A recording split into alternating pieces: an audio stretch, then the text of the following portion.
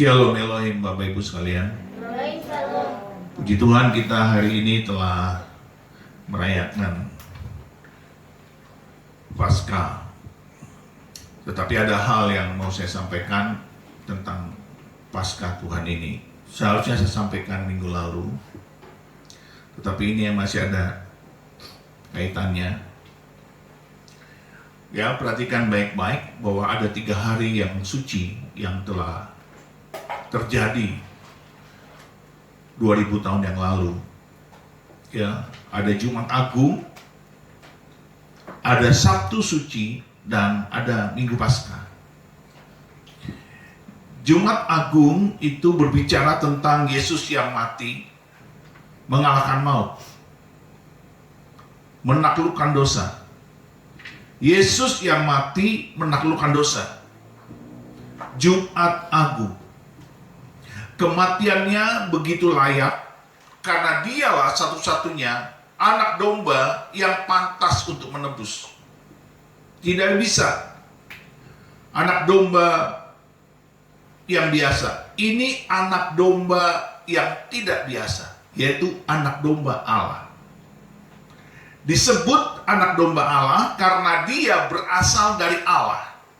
Sebab dialah firman Allah yang menjadi manusia, dan dia membawa dirinya sendiri sebagai anak domba untuk dikorbankan. Dia mengorbankan dirinya, mengejawantahkan dirinya sebagai anak domba untuk menebus dosa. Kematian di Jumat Agung itu adalah penaklukan terhadap dosa. Itu sebabnya ketika jam 3 petang Tuhan mati, langit gelap, kegelapan menyelimuti bumi. Kegelapan menyelimuti bumi. Artinya dosa itu adalah kegelapan. Jadi kegelapan menyelimuti bumi artinya dosa penuh di bumi. Tetapi iblis yang sedikit bergembira dengan kematian Tuhan, yang sedikit tertawa, yang sedikit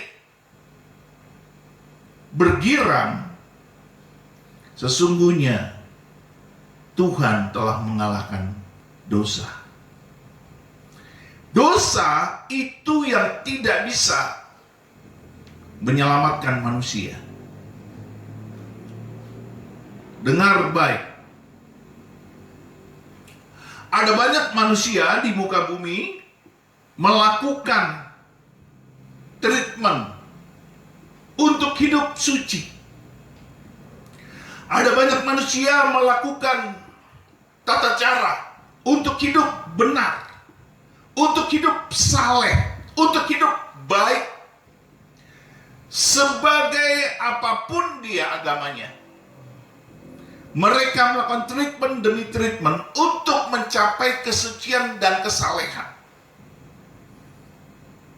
Mungkin masih quote and quote, mungkin di dalam treatment mereka untuk mencapai kesalehan, kesucian hidup, mungkin mereka mencapainya, mungkin. Tetapi ingat, manusia yang tidak berbuat dosa, sesungguhnya setiap manusia itu berdosa. Why? Kenapa setiap manusia yang berusaha untuk tidak berbuat dosa? Bukankah dia suci, Bapak? Bukankah dia saleh, Bapak? No. Manusia pada dasarnya, pada fitrahnya sudah berdosa. Perhatikan itu. Dosa asal manusia itu yang terbawa dari dosa Adam dan Hawa. Jadi setiap manusia yang merupakan keturunan Adam dan Hawa sampai sekarang dari dahulu itu membawa dosa asal dari Adam dan Hawa. Dan dosa asal itu tidak bisa bisa ditreatment dengan kehidupan yang saleh, kehidupan yang suci, kehidupan yang tidak bersalah atau berdosa. Mungkin manusia bisa membuat treatment demi treatment untuk hidup suci. Mungkin. Sehingga dia di dalam hidupnya, ketika dia suatu saat bertobat, entah agamanya apapun, dia bertobat, dia tidak melakukan sedikit pun kesalahan, sedikit pun dosa. Tetapi perhatikan, dosa asal dia yang dari Adam dan Hawa itu tetap ada. Yang mengerti katakan amin.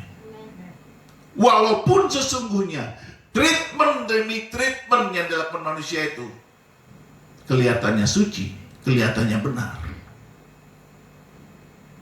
Tetapi dosa asal dia sebagai keturunan Adam dan Hawa tetap ada. Itu yang disebut dosa warisan. Dan itu tidak bisa dilakukan dengan treatment. Sekarang banyak orang yang berkelakuan atau berbajukan agama, mereka menjadi sufi. Seorang sufi itu tidak lagi memikirkan dunia. Mereka banyak bertekun dalam doa, mereka banyak bertekun dalam ibadah, mereka banyak melupakan kegiatan-kegiatan duniawi. Mereka meninggalkan dunia yang begitu membingungkan, membisingkan, menyiksa mereka, membuat mereka menderita. Mereka meninggalkan itu. Mereka banyak menyendiri, menepi, dan hidup di biara-biara, di pertapaan. Mereka berusaha untuk hidup saleh, untuk hidup suci, dengan treatment demi treatment yang dikerjakan mereka secara badani, secara jiwani. Mereka tampaknya benar, mereka tampaknya suci, mereka tampaknya saleh. Tetapi mereka tidak pernah bisa melupakan atau meninggalkan dosa asal dari Adam dan Hawa. Tidak bisa. Ketika Yesus mati dalam Jumat Agung, itu mengalahkan dosa. Dosa yang ada di Adam dan Hawa itu pun kalah. Yang mengerti katakan amin. Dosa asal itu kalah. Dosa warisan itu kalah. Itu hebatnya kematian di Jumat Agung itu. Ketika dunia gelap, seolah-olah dosa menutupi muka bumi. Karena kegelapan menutupi muka bumi. Kegelapan menutupi muka bumi. Ketika kegelapan menutupi itu sebuah prophetic action, sebuah tindakan profetik dari Tuhan kepada alam semesta. Bicara kegelapan itu bicara dosa. Ketika jam 3 petang Tuhan mati, itu dosa. Semua dosa itu ada di dalam diri Tuhan Yesus. Perhatikan itu. Waktu Tuhan bilang, Eloi, Eloi, lama sabachthani. Allahku, Allahku, mengapa engkau meninggalkan aku? Perhatikan itu, gelap. Gelap itulah yang dilihat oleh Bapa di surga. Dia melihat muka bumi penuh dengan dosa. Muka bumi penuh dengan dosa. Lalu dia melihat anak tunggalnya yang sedang meregang nyawa dan berseru, Tuhanku, Tuhanku, Allahku, Allahku, mengapa engkau meninggalkan aku? Karena semua sisi gelap daripada dosa itu ada di dalam Yesus sebagai manusia. Dia menyerap semua seperti spons dosa yang ada di muka bumi, bahkan dosa asal yang kita bawa dari Adam dan Hawa. Itu ketarik semuanya, maka dunia gelap. Itu sebuah prophetic action. Kalau kita mengerti ini, saudara, perhatikan baik-baik. Kita tidak akan pernah melanggar firman Tuhan. Kita tidak akan pernah tidak setia.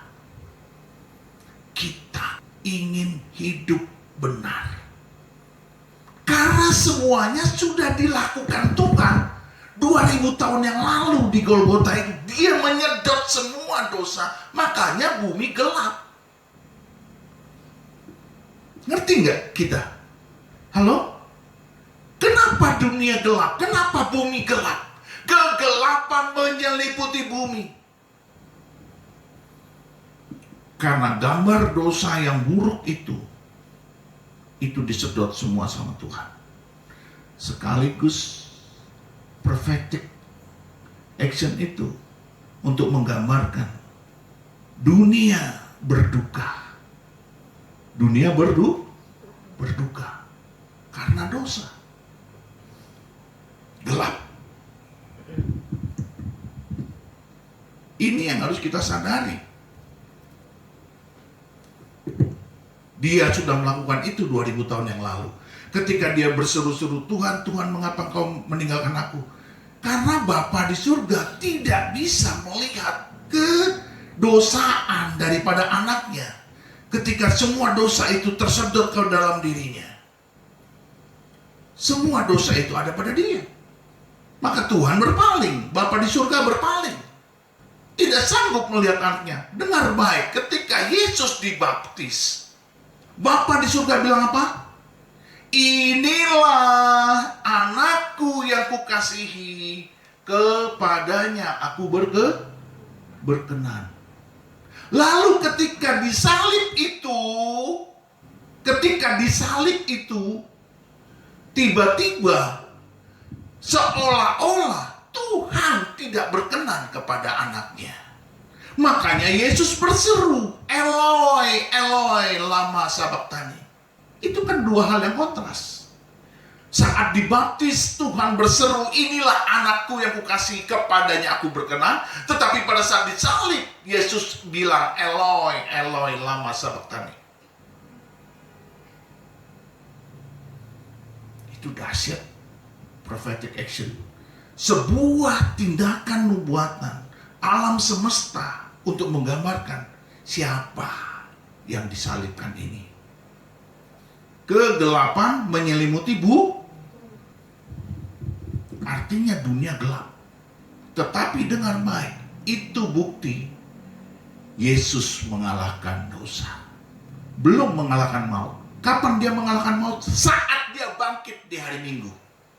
Waktu Minggu Paskah, Yesus mengalahkan maut. Dia bangkit. Tetapi pertanyaannya, di hari Sabtu suci, waktu dia ada di Hades, waktu dia ada di lembah kematian, di dunia orang mati, Yesus ngapain? Waktu dia di Jumat Agung itu mati, sebelum dia bangkit, itu Tuhan ngapain? Mari kita buka 1 Petrus 3. Saya ajarkan ini, saya khotbahkan ini, supaya saudara hidup dalam pengertian yang benar, bahwa dosa asal dan dosa kita semua sudah dikalahkan oleh Yesus. Dengan Jumat Agung, dengan kematiannya di salib itu. Jadi dengan demikian, tidak ada lagi kita mampu berbuat dosa. Kita harus menyatakan di dalam diri kita, kita tidak mampu berbuat dosa. Sebab itu adalah sebuah iman yang harus kita perkatakan. Kalau ada di antara kita yang berkata, saya bisa berbuat dosa, saya jamin saudara pasti berbuat dosa. Tetapi kalau ada di antara kita yang berkata, saya tidak akan berbuat dosa, saya jamin saudara pasti tidak berbuat dosa. Karena ini masalah iman. Engkau ada sebagaimana engkau berkeyakinan. Engkau ada sebagaimana engkau beriman. Ketika Alkitab berkata, kita adalah ciptaan baru, yang lama sudah berlalu, sesungguhnya yang baru sudah datang. Itu harusnya menjadi komitmen iman kita, bahwa benar kita tidak lagi sama dengan yang dulu. Kita berbeda. Setiap orang yang penuh dengan keyakinan bahwa saya adalah ciptaan baru, bahwa saya sudah berbeda, bahwa saya tidak sama dengan yang dulu, orang ini sesungguhnya sedang menghidupi dirinya, bersama-sama dia berjalan dalam iman, dipimpin oleh Roh Allah. Roh Allah tidak bisa berjalan di dalam orang yang imannya tidak yakin. Jadi setiap kita kalau bilang saya pasti berbuat dosa, Anda tidak akan pernah dipimpin oleh Roh Allah. Dimanapun engkau hidup.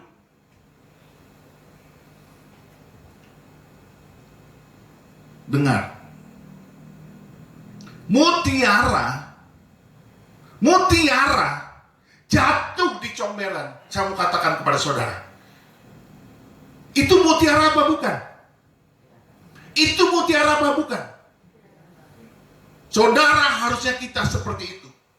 Kita ada dimanapun, kalau keyakinan kita tetap kita manusia ciptaan baru, kita tidak akan berbuat dosa.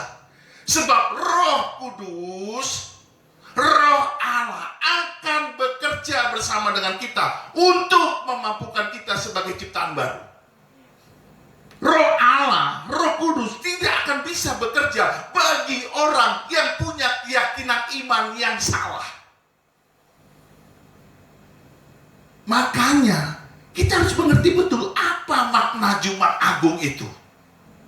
Ketika kegelapan menyelimuti bumi, maka semua dosa itu sudah dikalahkan oleh kematian Yesus Kristus. Hanya Dia yang layak menebus kita dari dosa, karena Dia manusia tanpa dosa. Hanya Dia yang layak.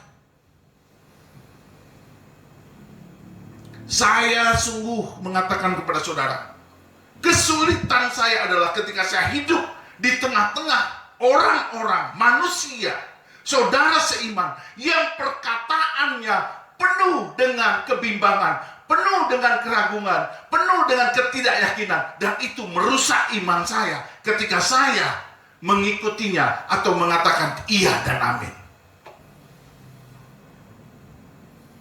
Makanya saya mengerti kenapa karakteristik Tuhan, Dia adalah sebagai penerobos, sebagai peres. Selalu Tuhan melakukan penetrasi. Dan kita pun seharusnya menjadi penerobos atau yang melakukan penetrasi. Lihat, saudara boleh cek. Tuhan tidak akan pernah memakai orang-orang yang keyakinan imannya lemah. Dia selalu memakai orang, pertama, bukan hanya keyakinan imannya teguh, tetapi juga karakteristiknya adalah orang-orang yang nurut. Yang membuat kekristenan menjadi hancur, kita bertemu dengan orang-orang yang keyakinan imannya lemah. Dia tidak percaya bahwa dia adalah ciptaan baru, yang lama sudah berlalu, 2 Korintus 5 ayat 17, dan yang baru sudah datang. Tetapi dia juga tidak percaya, sehingga dia tidak nurut. Kita bisa melihat di seluruh perjanjian lama, ketika Israel keluar dari tanah Goshen, keluar dari tanah Mesir, semua ketidaknurutan, semua pembangkangan, semua pemberontakan, rebellion yang ada di dalam diri orang-orang Israel, semua membuat Tuhan marah. Membuat YHWH marah. Membuat Adonai Elohim marah. Kalau kita sekarang hidup di dalam semua anugerah dan kemurahan Tuhan, maka kita semua harus, pertama, kita harus punya keyakinan yang teguh dalam iman kita. Maka kita akan dituntun oleh Roh Allah. Dan yang kedua, kita harus nurut.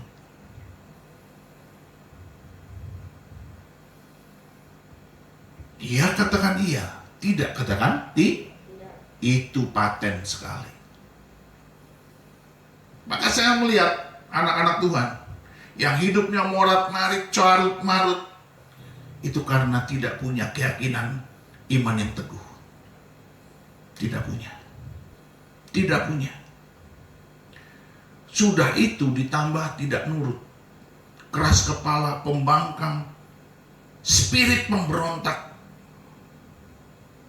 Itu yang terjadi. Sebelum kita ke 1 Petrus 3, kita ke kitab Roma dulu. Kita buka di Roma 10, ya, ini luar biasa ini. Roma 10 ayat 8 sampai dengan 10. Demikianlah firman Tuhan. Tetapi apakah katanya itu dekat kepadamu, yakni di dalam mulutmu dan di dalam hatimu. Perhatikan itu. Firman itu dekat kepadamu, yakni di dalam mulutmu dan di dalam hatimu. Artinya apa? Di dalam hati. Ini adalah orang-orang yang sudah membaca Alkitab dan merenungkannya. Dan firman itu tinggal di dalam hatinya.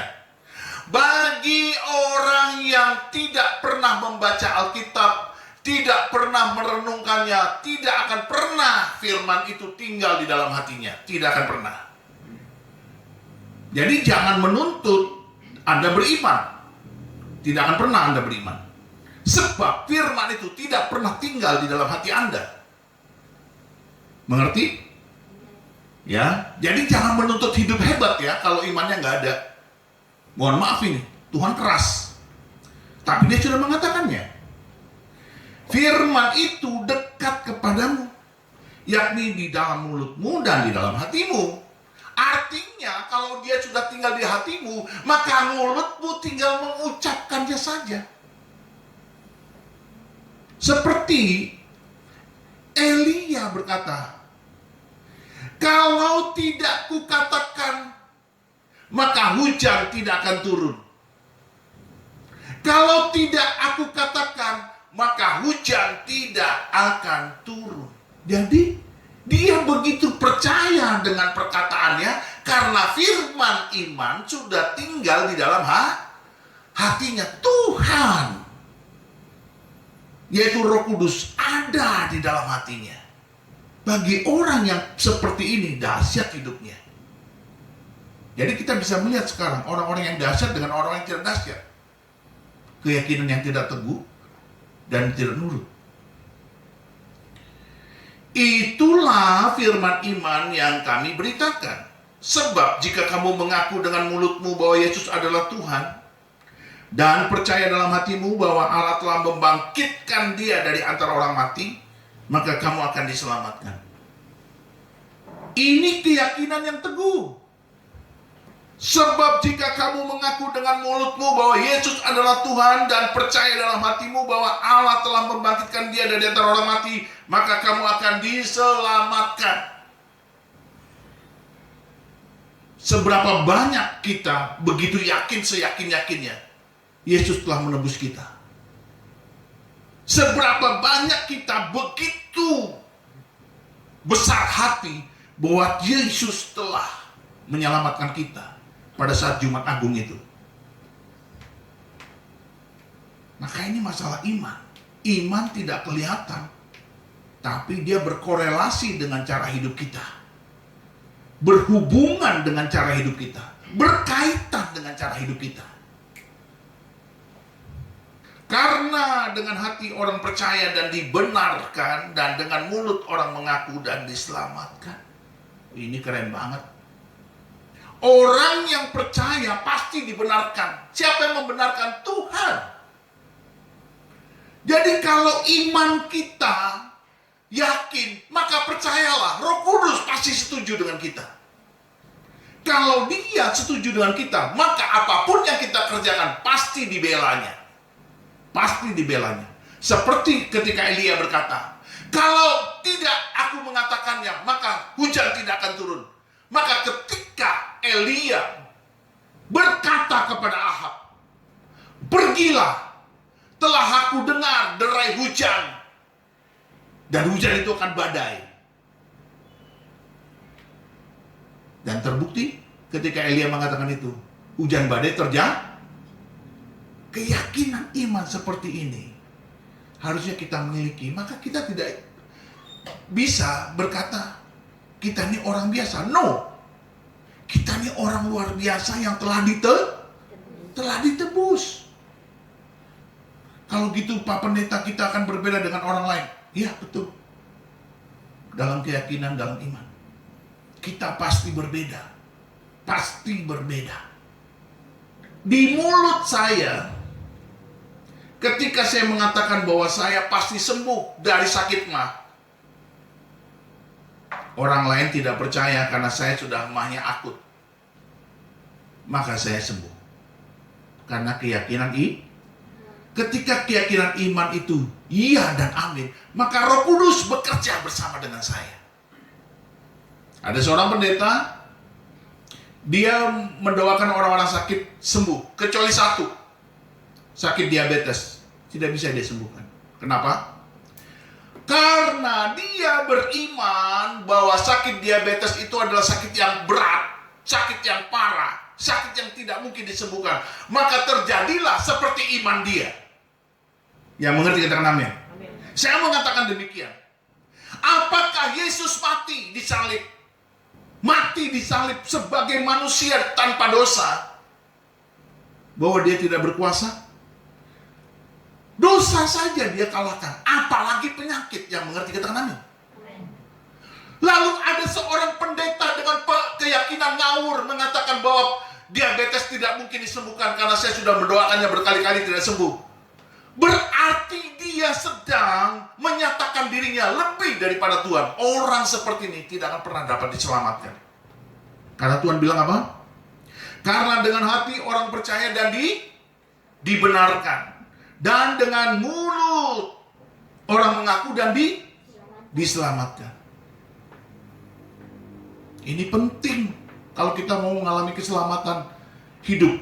Bukan hanya kehidupan kita sehari-hari, tapi kehidupan kita di masa yang akan datang. Saya tidak akan pernah berkata, tidak pernah saya punya keyakinan bahwa saya kalau sudah tua, saya akan renta, saya akan pikun, saya akan pelupa dan no, itu tidak pernah terjadi dalam pikiran saya sejak saya muda. Maka sampai hari ini, ketika saya berjalan ke sana dan kemari, saya melihat diri saya menjadi pribadi yang kuat. Kalau saya melihat orang-orang seumuran saya sudah berkata, ya kita sudah tua, ya kita penuh dengan, maka jadilah sesuai dengan imanmu. Untuk apa Jumat Agung itu ada? Karena itu sudah prophetic action. Kegelapan, dosa yang dibawa oleh Adam dan Hawa sudah dikalahkan. Kenapa kita berkata-kata bahwa kita masih berdosa? Sekali engkau mengatakan bahwa saya makhluk yang berdosa, maka engkau akan seperti itu. Pak, kalau gitu kita orang yang super. Secara manusia tidak, tetapi karena ada Tuhan, ya kita super dong. Gimana sih? Ayo berhenti sekarang dengan semua kelemahan. Yang mengerti katakan amin.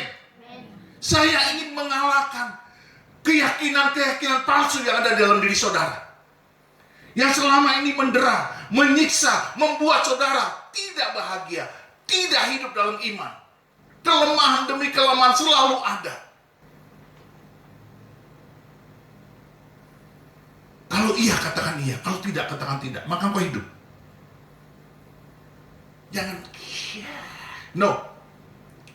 Wah, ini Pak Pendeta berbeda. Iya, harus berbeda.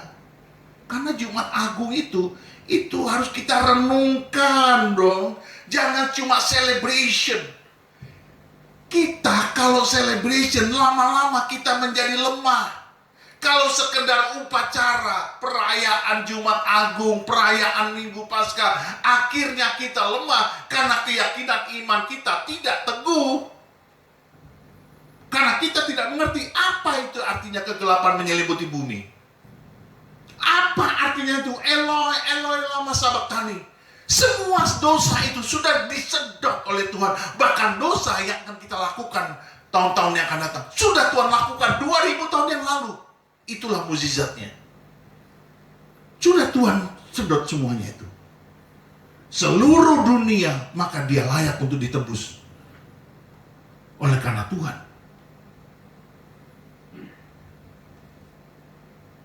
Mari kita lihat 1 Petrus 3 itu. Ayat 18 sampai dengan 20. Demikianlah firman Tuhan. Sebab juga Kristus telah mati sekali untuk segala dosa kita. Perhatikan itu. Sekali untuk segala. Kata segala itu menunjuk bukan hanya yang lampau, juga yang akan datang, brother. Segala dosa. Ia yang benar untuk orang-orang yang tidak benar, supaya ia membawa kita kepada Allah. Ia yang telah dibunuh dalam keadaannya sebagai manusia, tetapi yang telah dibangkitkan menurut roh. Dan di dalam roh itu ia juga pergi memberitakan Injil kepada roh-roh yang ada di dalam penjara, yaitu kepada roh-roh mereka yang dahulu pada waktu Nuh tidak taat kepada Allah, ketika Allah tetap menanti dengan sabar waktu Nuh sedang mempersiapkan bahteranya, di mana hanya sedikit, yaitu 8 orang yang diselamatkan oleh air bah itu. Jadi pada saat Yesus mati, ayat yang ke-18 bilang apa? Ia pergi memberitakan Injil kepada roh-roh yang ada di dalam penjara. Jadi Yesus pergi memberitakan Injil kepada orang-orang yang tertawan dari zaman Nuh di dalam penjara. Dia memberitakan Injil. Loh kok bisa? Ya dia Tuhan. Dia tuh Tuhan. Kalau kita nggak mungkin. Tetapi karena dia Tuhan, dia sanggup masuk ke alam maut, yaitu ke Hades, di lembah kematian itu. Kalau bahasa Ibrani-nya Sheol, itu dia masuk ke situ. Dan dia memberitakan Injil. Beritakan Injilnya gimana? Ini, aku Yesus, anak domba Allah, yang kau nanti-nantikan dulu. Sekarang aku telah mati, tapi aku bangkit. Lihat, aku masih hidup. Dia beritakan Injil ke orang-orang zamannya Nuh yang penuh dengan pemberontakan itu. Pak Pendeta, kok memberitakan Injil? Lihat ayatnya. Kita buka di 1 Petrus 4 ayat 6. Itulah sebabnya maka Injil telah diberitakan juga kepada orang-orang mati, supaya mereka sama seperti semua manusia dihakimi secara badani, tetapi oleh roh dapat hidup menurut kehendak Allah. Itulah sebabnya Yesus harus 3 hari dalam lembah kematian di Hades itu, sebelum pada hari ketiga dia bangkit. Dia untuk memberitakan Injil. Dengar baik ini Bapak Ibu sekalian.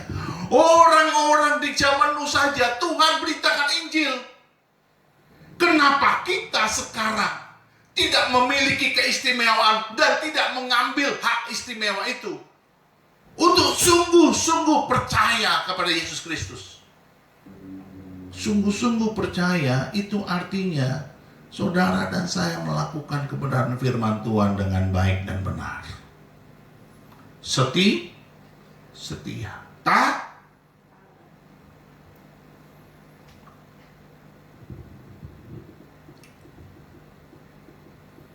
Kalau saya ada di dalam sebuah posisi yang buruk, saya akan mengikuti Roh Kudus sebagai penerobos, sebagai peres, sebagai penetrasi. Saya akan berdoa. untuk mematahkan segala keburukan. Lingkungan yang buruk pun saya akan patahkan. Saya akan berdoa. Karena kita harus tampil sebagai pemenang. Yesus sudah melakukannya sebagai pemenang. Masa kita kalah?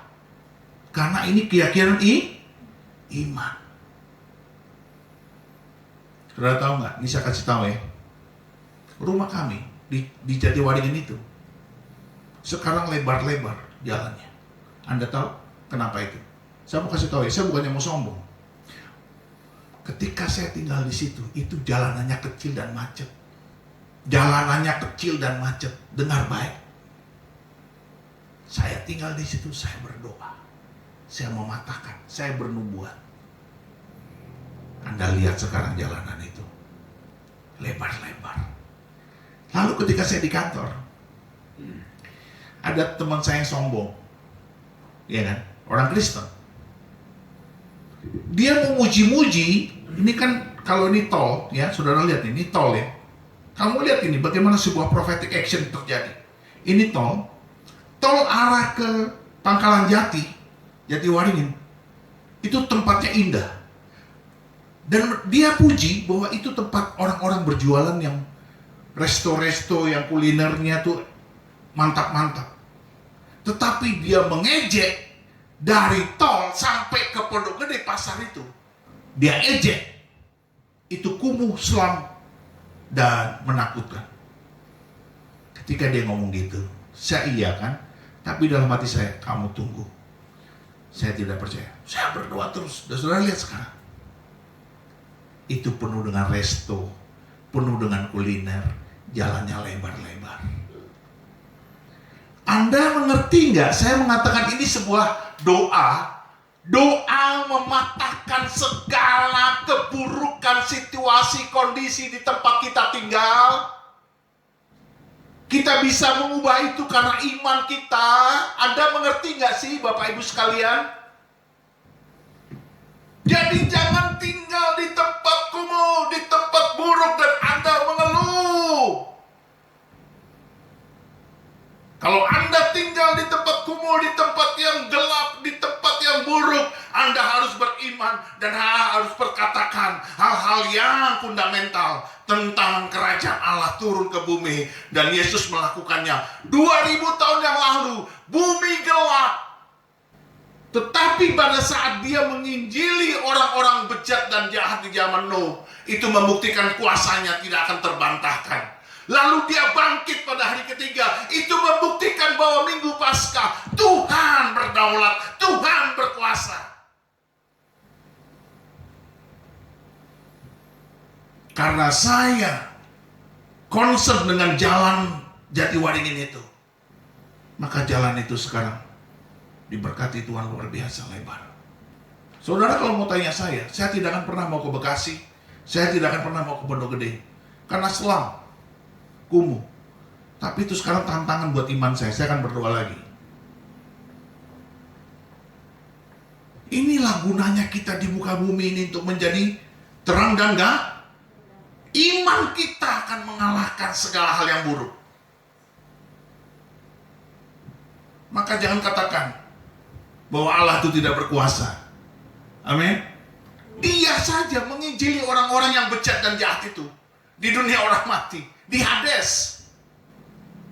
Dan dia sudah bangkit. Masakan kita ciptaan baru.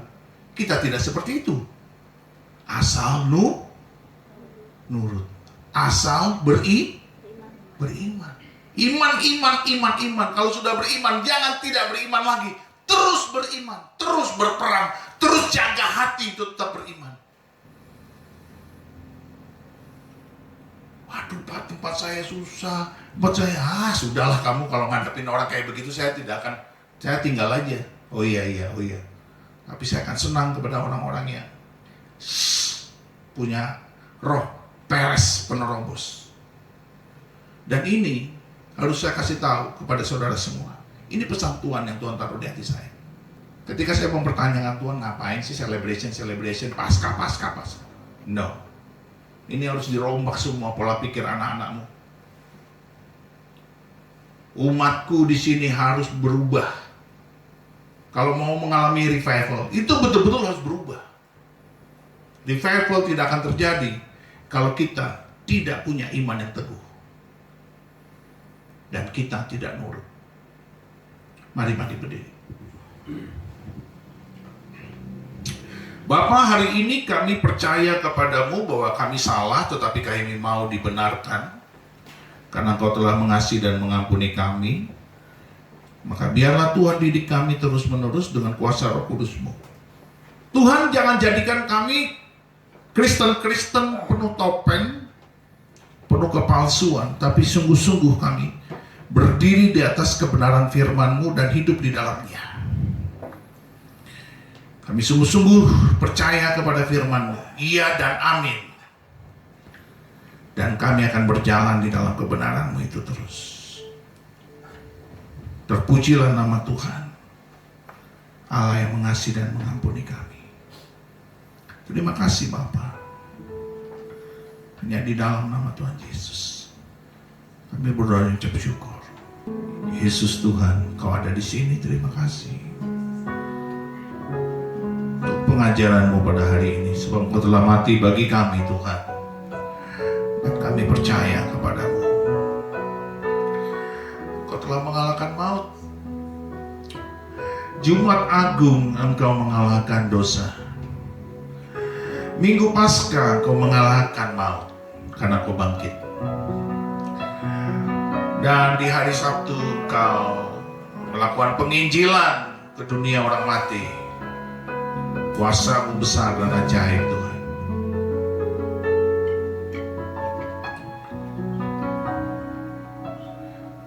Bapak, terima kasih. Hanya di dalam nama Tuhan Yesus kami berterima kasih untuk kasih dan pengampunan. Terima kasih Bapak. Dalam nama Tuhan Yesus kita yang siap menyambut tubuh dan darah Tuhan berkata amin. Ada kuasa dalam perjamuan kudus ini.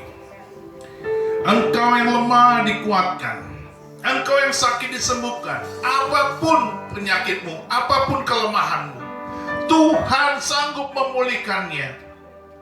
Sebab Dia telah mengalahkan dosa, Dia telah mengalahkan maut. Dan itu sebabnya kita layak untuk hidup sehat, hidup wajar, hidup benar, hidup saleh, hidup suci, hidup kudus di hadapan Tuhan. Tuhan yang memampukan kita hidup benar, Tuhan yang memampukan kita hidup kudus, Tuhan yang memampukan kita hidup saleh, Tuhan yang memampukan kita hidup sehat, hidup wajar, normal, luar biasa di dalam Dia. Sebab Dia Allah yang luar biasa, Allah yang dahsyat. Apapun